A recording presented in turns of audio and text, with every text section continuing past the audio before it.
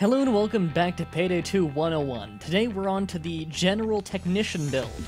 This build is for new players to test out the Technician and get a feel for it to see if it's something they'd enjoy to move on to a more advanced build. So keep in mind this is for new leveling players or people who are new to the Technician. Let's go over the skills real quick because this is with Fugitive skills, this is after the Fugitive patch. We'll go into the Technician last as that's what we have the most skill points in. First with Mastermind, we take the necessary aced Endurance and aced Cable Guy. We also pick up aced Leadership, so we have that stability bonus with our weapons. Keep in mind that if you play with a stable crew, if someone else on the team has aced Leadership, you don't need to take this and you can take a different skill instead. In Enforcer, we actually went into it a little bit more than we often do.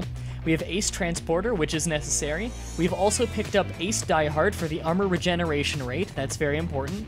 Ace Stun Resistance, so that we have half the effect of flashbangs, which are very dangerous, and Basic Pumping Iron, just to get to the final tier, really, but it'll give us 50% more damage on melee strikes.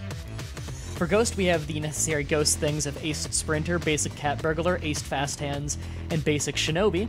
And for Fugitive, like before, we have Basic Thick Skin, Ace Daredevil. Again, Daredevil, not really that important a skill, but it's so we can get up to Basic Run and Gun for that vital movement speed.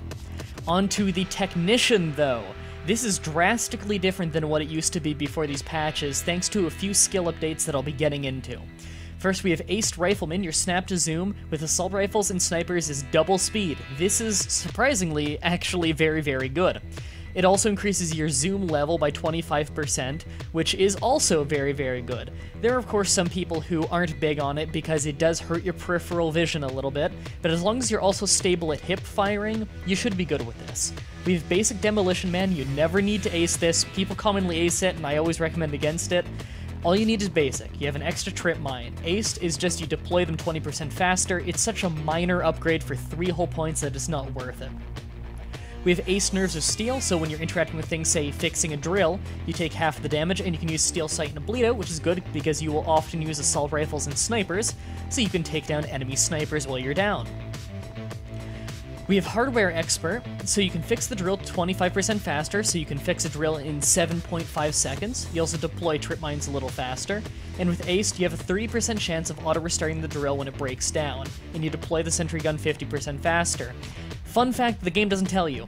When you deploy a drill, if you see that drill, that specific drill, auto-restart at least once, it will auto-restart every time. What they don't tell you is it means there's a 30% chance that the drill will have the ability to auto-restart. So if you see it fix itself once, never worry about fixing that drill, it'll fix itself every single time. But if you've never seen that one auto-fix itself, go over there and fix it as it's likely not going to kickstart itself. Sharpshooter, on basic 20% more accurate with all single-shot weapons. That's very good, you're mostly using single-shot weapons. And on Ace, increases weapon stability with all rifles, so assault rifles and sniper rifles. This, of course, stacks with Leadership to make it very, very stable, which is nice. I'll be getting into the sentry gun stuff later, as I need to explain other skills first. We have 1 point in Tactical Mines to increase the radius of trip mine explosions by 30%, which is nice. We also have Drill Sergeant Aced, so 30% more effective, or efficient rather, so less time.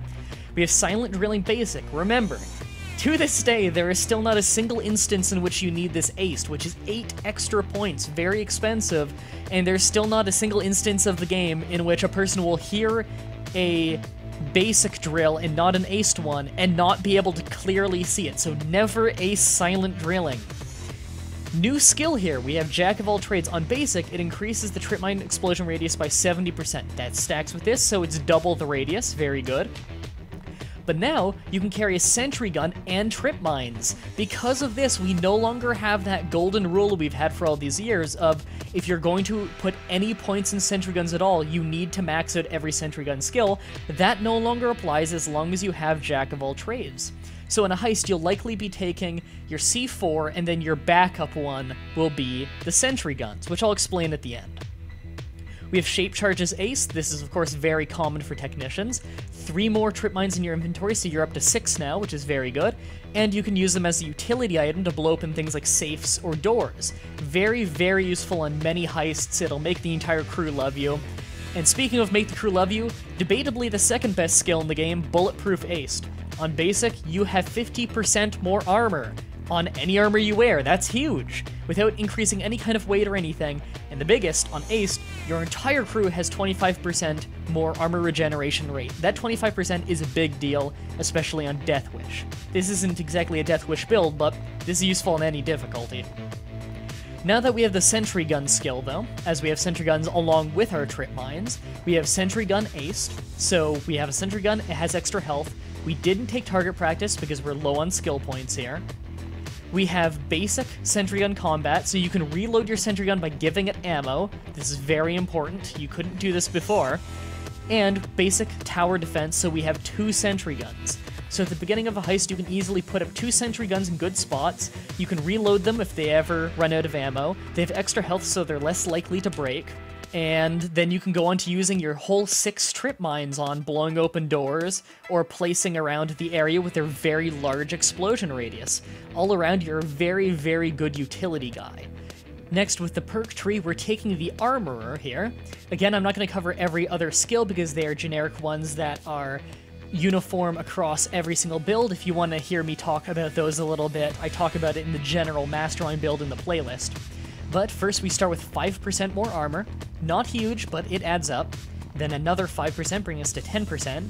Another 5 bringing us to 15%. Armor recovery rate up by 10%, which is massive. And then lastly, another 5% and another 10% armor recovery rate for you and your crew. I know this seems like a really, really bland tree, but it's actually the first one I put points into and what I currently use for most of my builds.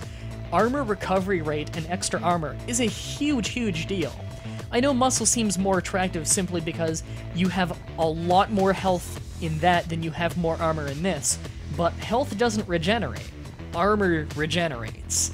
So this is always going to be useful, whereas the muscle one is more so useful if you have someone with a lot of first aid kits.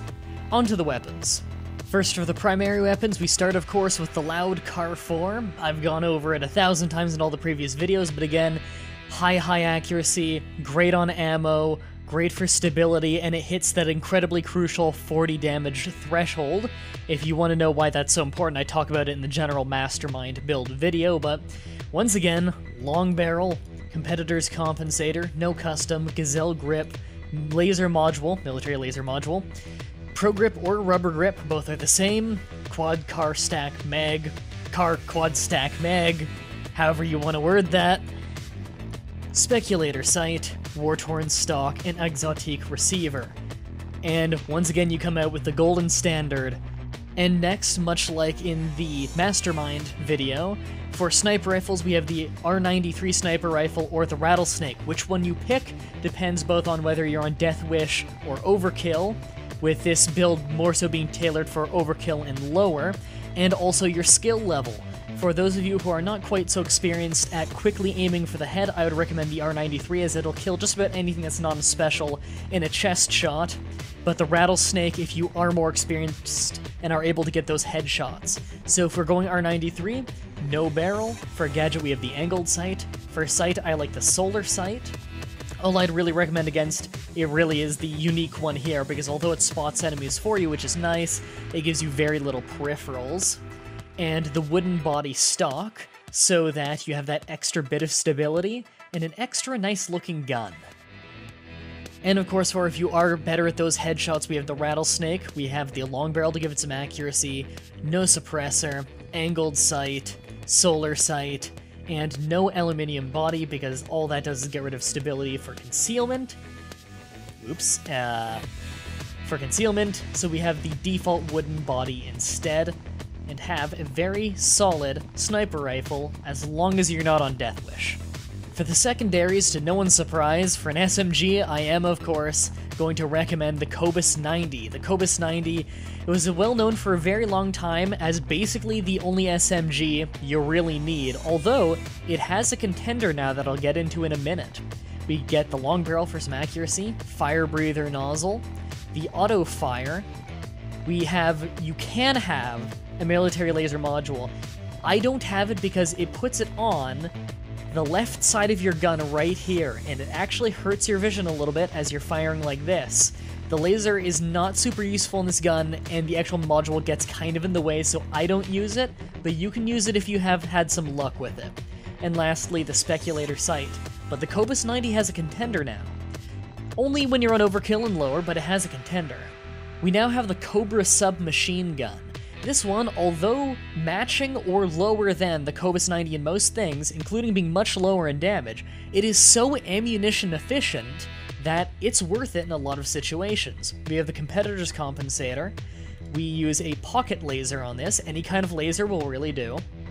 We have the wooden grip. The extended mag really helps things out. The speculator sight, and I have the unfolded stock for it. It is such an ammo-efficient little weapon, and it reloads so quickly, especially if you do pick up that one skill point extra reload speed perk, that this actually becomes a really good clearing weapon, and in fact can be used as a primary if your primary's low on ammo. Really, really nice little weapon. Don't underestimate it. That's it for this episode of Payday 2 101. On the next episode, we go on to likely the general ghost build. If you're interested in this series and would like to watch more, a link to the playlist will both be on screen as well as in the description. This series is ever updating as new patches change the game, so I'll keep you guys up to date.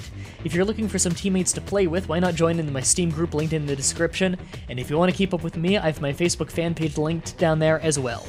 Feel free to request I talk about anything in the game as long as I don't already have a video on it in the playlist, and I look forward to seeing everyone's feedback. If you want to see me play more Payday 2, click on the video on the left to check out my series Payday 2 A Journey, and if you want to see a different game, the video on the right is of my newest Let's Play. That's it for this video, thank you all for watching, and until next time, have a nice day.